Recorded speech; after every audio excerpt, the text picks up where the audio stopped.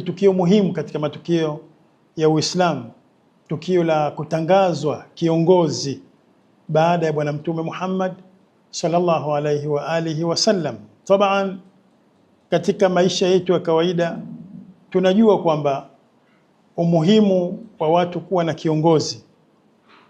Familia zetu tunajua kwamba kila familia ina kiongozi.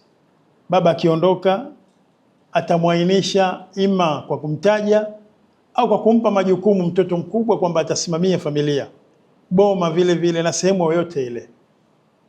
Huu ndio mwenendo wa Uislamu, lakini ndio mwenendo wa Bwana Mtume Muhammad sallallahu alaihi wa alihi wasallama aliouonesha katika maisha yake.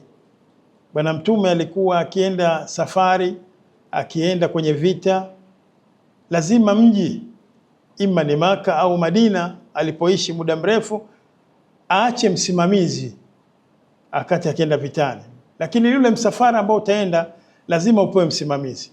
Kwa hiyo katika tukio hili muhimu la Ghadir, ambao kwa kweli ni kwa wafuasi wa Ahlul Bait hasatan, ni sikukuu kubwa, ni siku adhim, kwa sababu ni siku ya kutangazwa kiongozi baada ya Bwana Mtume Muhammad sallallahu alaihi wa alihi wasallam, kwa lengo kwamba yale yote ambayo Bwana Mtume amekuja nayo, Bwana Mtume ametuletea, yale yasimamiwe na uongozi thabiti. Na hiyo ndio itikadi sahihi ambayo sisi tunaamini kwamba Mtume baada ya kuondoka ametuachia uongozi madhubuti wa kuendesha mambo yake.